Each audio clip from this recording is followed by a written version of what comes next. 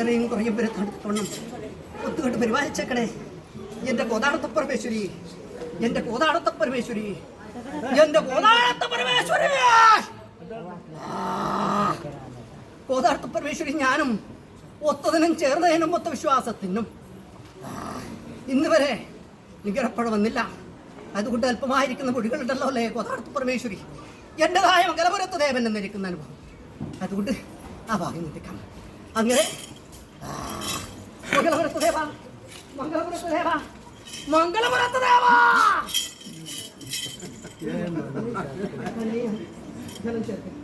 അതല്ല എങ്കിലും എന്റെ മംഗലപുരത്ത് ദേവ, മംഗലാപുരത്ത് ദേവനും മംഗളാദേവിയും ഒത്തതിനും ചേർന്നതിനും ഒത്ത വിശ്വാസത്തിനും ലിംഗപ്പെടു വരുത്താടിയിടത്തക്കവണ്ണം ഒത്തുകണ്ട് പരിപാലിച്ചേക്കണേ എന്റെ മംഗലപുരത്ത് ദേവ. അത് പ്രകാരം ഞാൻ ശ്രീ പാലാഴിങ്കൽ ശ്രീ അനന്തൻ എന്നവൻ്റെതായ പള്ളിവത്തമ്മൽ ശയനം ചെയ്തു പോരുന്ന കാലം ആകെ ഒത്തുകണ്ട് വിചാരിച്ചു.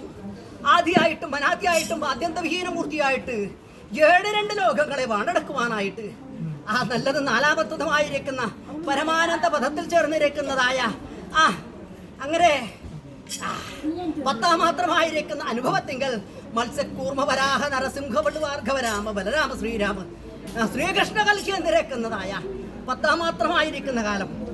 അതിൽ ഉചിതം 4 കണ്ടാൽ 20 ബോധിക്കും പ്രകാരം 4ാമത്തെ പദാരം നരസിംഹപദത്തിൽ ചേർന്ന ആ സിംഹക്കുട്ടിയായിട്ട് അവതരിക്കാമെന്ന് കരുതി.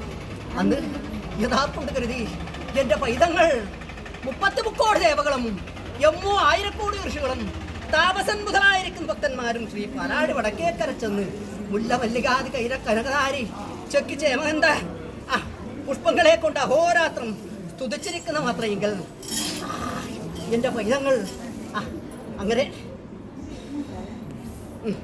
ആ ദീപന്തിരിയുമായിട്ട് പൂജിച്ചു പോരുന്ന ആ കാലത്തിങ്കൽ അങ്ങനെ പ്രത്യക്ഷമാവണം. ഇരിക്കട്ടെ, ഇരുളുമല്ല പകലുമല്ല ആകാശവുമല്ല ഭൂമിയുമല്ലാത്തതായ ഡോളായന്ത്രത്തിങ്കൾ അടിച്ചു പിടിച്ചു കെട്ടി തൃപ്പടമ്പൽ വെച്ചു ശ്രീനഖം കൊണ്ട് കുത്തിക്കേറി കുടലെടുത്തുമാല ചൂടി ഉഗ്ര നരസിംഹമൂർത്തിയായിട്ട് അവതരിച്ചു പോരാം എന്ന് യഥാ കൊണ്ട് കരുതി. ഇരിക്കട്ടെ മംഗലപുരത്തെ ദേവ, അന്ന് മൊഴിയില്ലാത്തതായ കാരണത്താൽ